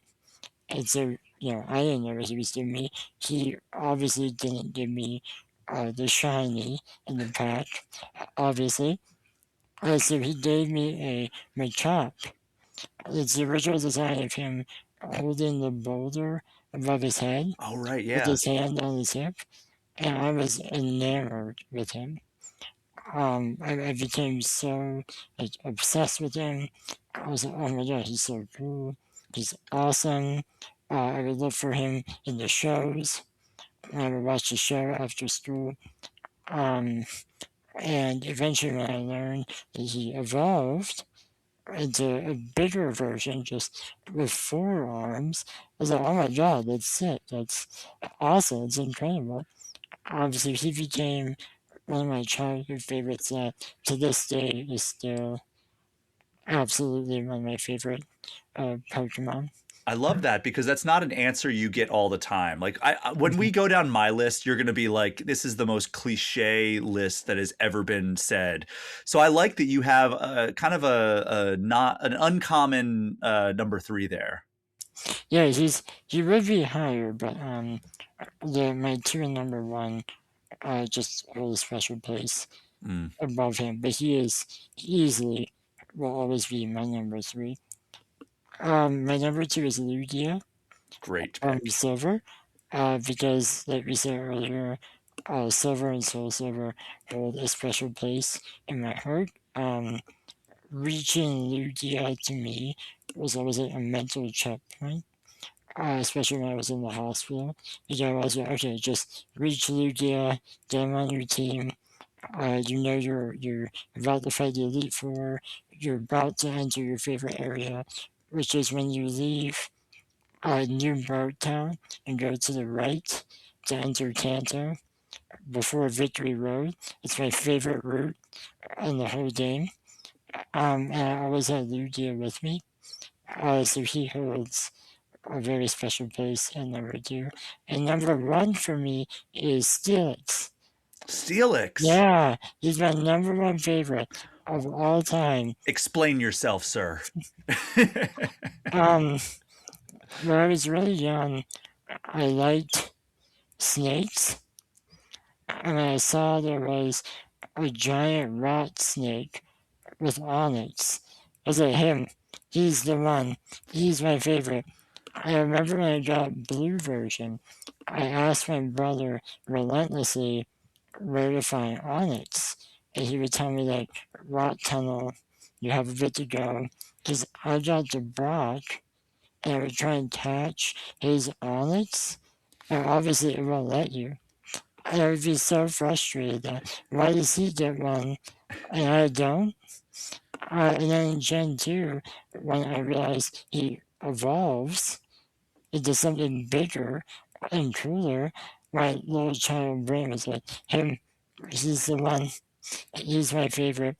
And to this day, I just love him. I love his design, I love his typage, I love how you get him with the metal coat trading. And he's just my guy, like always. He always will be. I get so frustrated at myself that Steelix is my favorite because the Pokemon Company doesn't produce merch with him because he's not popular enough. So I was like, why? Why can't you release like statues and shirts and things of him? But Steelix is absolutely my favorite, and honestly, probably will be my favorite. I am going to Pokemon Center right now to see if there's any Steelix merch Oh, because trust me, I've tried there's for a pin, years, there's a T-shirt. but there's no statues. Yeah, You know, there's no stat. There's a plushie that's sold out. I probably have it. Is it the sitting plushie? Sitting cuties, yeah. Yep, I have it. It's on my Those shelf. pins are sick though. Oh my god. Mhm. Like some of these yeah, wow. I need to look at Pokemon Center more often. Like I see when I go to Japan, I actually visit like the physical Pokemon centers. That's been a dream of mine. Visit. It's really cool. Yeah. I hope you get a chance to do that at some point. Mhm. Great list. Like I Thank you. really appreciate. I thought that there was going to be a lot of overlap because I chose the most basic selections of all time. I'm so happy you brought some flavor to this segment because I'm just boring as all get out right now. So here are my top 5. Number 5. Oh man, I've gone back and forth so many times on this. I'm going to go with Tyranitar. He's in my top 10. Yeah, he's great, He's and amazing. he's my only Gen 2 representation here. So that's why I didn't want to get rid of him. I almost said Gengar because Gengar is amazing, but we're gonna go with Tyranitar, just a dinosaur made of rock. Like, Yeah. how cool is that? And he's kind of like one of the more powerful Pokemon you can get in Gen 2, Mhm. and I don't know. He fills a certain gap in Gen 2 that I really, really was wanting. And I love that whole evolution line. Mhm. Larvitar is really cool as well. He's so So unassuming. Like when you first see him, yeah. he's like, oh, he's just a little guy. He's cute. And then people start is like, oh, I guess he's still cute. He's just a rod. And then you have Tyranitar. It's like, oh my God, you're Godzilla. This is great. This is amazing. And the just a little guy who turns into something scary is going to continue because number 4 is Gyarados. I that was a foundational memory for me when I learned back as a 8-year-old kid. No, I guess I was not 11 years old when I got Pokemon. Um, Getting to the Magikarp, and I was watching the anime at the time, so I knew that Magikarp turned into Gyarados at some point, and so I just bought the Magikarp from the guy who's selling them for what 500 Poke I dollars was or just whatever. about to ask you if you ever did that. Oh, every time. Yeah, I always do because like that's the best bargain you could possibly have on in that game because like if you play your cards right, by the time you get to, Vermilion City, you'll have a Gyarados. yeah, And I mean, not that you're going to use Gyarados against Lieutenant Surge because he'll get zapped, but like that's a scary thing to throw out when you're like, have a team full of level 25 Pokemon and you're throwing a Gyarados out. That's going to strike some fear into those NPCs. yeah, absolutely. Uh, Number 3 for me, I mean, it's Mewtwo. Like There's just nothing wrong with that. the just personified, I guess, pokonified is that a word that we can make up? Just edgy and cool and powerful, and like was the ultimate like source of envy in Gen 1, and like especially going to the theaters as a kid and seeing that first movie was just, and like especially the episode of the anime before that where like Gary is going up against and like he goes up against the Mewtwo and it's still in the armor and just wrecks him. I was like, this is the coolest thing that's ever happened to me in my entire life, was going to see this movie in theaters. I wish I still had, because that was when they gave the Ancient Mew cards, I right? gotta have it. Yeah, I didn't have mine. I got rid of my Pokemon cards when I was a kid. Very stupid decision. I wish I could go back in time and change that. But in a recent trip to Japan, I went and bought an Ancient Mew card from one of their card shops. So I did reclaim that one. So that's my number 3, Mewtwo, which, it's not going to get any less mainstream from here because number 2 is Charizard. Uh, as it should be. Charmander was always my starter in Gen 1. Like every once in a while, when I do my playthrough, I'll choose Squirtle. On occasion, it'll be Bulbasaur, but like Charmander is usually my go-to. He makes it the hardest in the early parts of the game. It's almost like the hard mode of Gen 1 because, Charmander is weak against the first 2 gyms in Gen 1, or not effective against Brock, and then they use ground type, and that'll be super effective, but it's completely weak and useless against Misty. So like I love that it was a challenge right off the bat, and then you get to the grass gym and it's like just, oh, don't worry guys, I've Yeah, got this. you just um press a button and you're in. yeah, so Charizard's my number 2, and then number 1 for me, I've said it many times on this podcast, it's Dragonite. I think that entire evolution line is super fascinating. I love the theories that Gyarados was supposed to be the final evolution for them, but like there's something really charming to me about the fact that you get Dratini, Dragonair, and then Dragonite is just a big anime dragon. And it's just such a weird evolution. I don't like the mega evolved version that they introduced in Legends ZA. I think it's a lazy design. But yeah, Dragonite, it was always kind of like an ultimate goal for me before I got to the Elite Four. And then when I get there and Lance has a Dragonite that's just super powerful, That was always really, really fun for me. And then when Pokemon Go came out, I was super into that for a couple of years when it first hit. And Dragonite was basically the end game for that, right? Like Yeah. you wanted to get Dragonite because he was the most powerful when it was only the Gen 1 Pokemon. And yeah, it just kind of stuck with me. And now he's been my favorite for, 20 years at this point. And yeah, I don't see that changing anytime soon. If you were to ask me my top 10, most of your top 5 is within my top 10. So we're very close. Well, there we go. Yeah. I regret to inform you, Machop and Steelix are not in my top 10, but I respect the picks. I It's respect the fine. picks. We can still be friends. It's true. Alright, it's fine. All right. Well, that brings us to the final segment of this episode, Grant. It is the eShop Gem of the Week, a chance for you to give some shine to a game that might not otherwise get it on this podcast. What is your eShop Gem of the Week? I guess keeping to the monster catching theme, Coromon, which is sort of a nod to the original 1 through 3 gens of Pokemon. You play as a Lux researcher in the land of Coromon, and you go out on an adventure. You catch Coromon, obviously, and they evolve in the same way that Pokemon do. The stat distribution system. So Pokemon has like EVs and IVs. Coromon has potency values, and you can put the stats manually however you wish every time you level up. So it's really cool because I you like can make, that. yeah, you can essentially make any Coromon into whatever you want it to be. So if you have one but you want it to be more physical based, just pump a bunch of points into physical attack. Or if you want like more tanky, defensive, you just pump more into defense stats. The world is beautiful. It's very reminiscent of like a combination gens 2 and 3 in terms of like town layouts, overall design. And it came at a time where I was really itching for a return to the classic Pokemon formula. And this is well beyond the point where Pokemon was very 3D with its movements and gameplay and such. So it was really cool to be able to go to a game that is still very unique, has its own identity, but you can very clearly see its inspiration.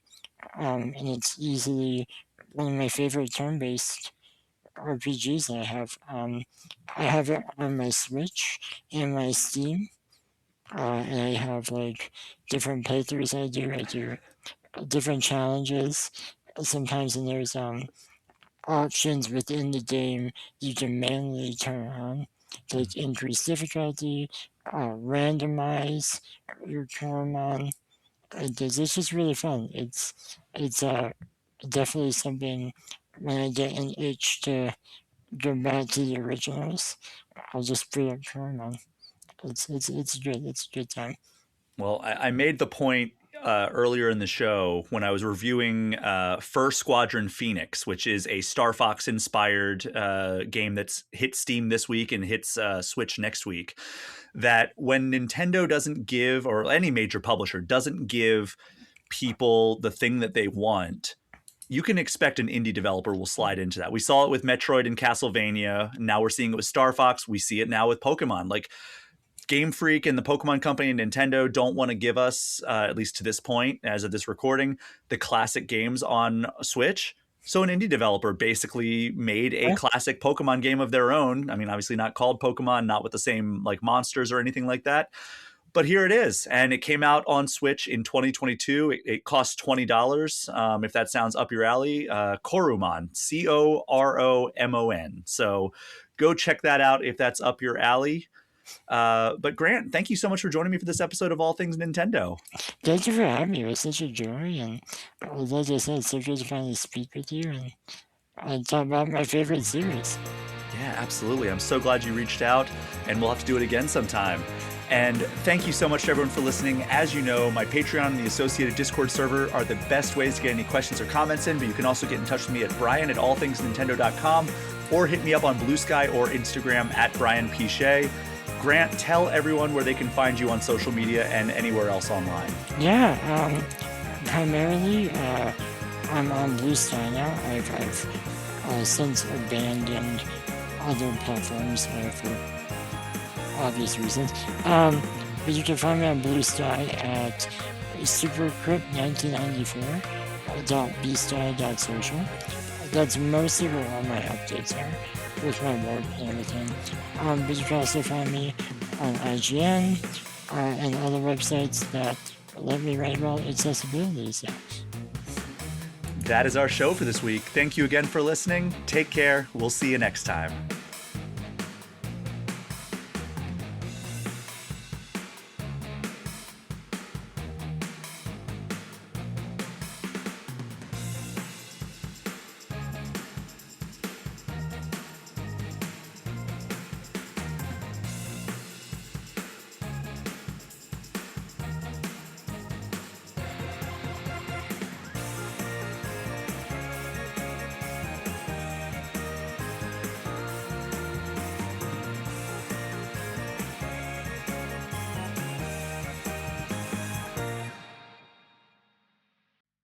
Hey everyone, thank you so much for listening to this episode of All Things Nintendo.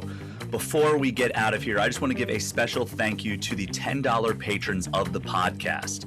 Alex Stadnick, Andy Junkins, Ben Richland, Chad Brecky, Chaps My Ass, Derek Sigmund, Dusty Beeman, Ian T. Clark, Jawar Hello, Johnny Five, Jose Villalobos, Joshua DeProy, KC Radio Man, Cody Gibson, Creeper207, Ozman83, Paul at Drunk on Mako, Pratable, Rob McCann, Bobby Mac 265, Robert Sosa, Roberto Nieves, Roger Reichart, Russell Sayer, Smithy Poo, Zane Sink, and Zek 3 Sword Sama.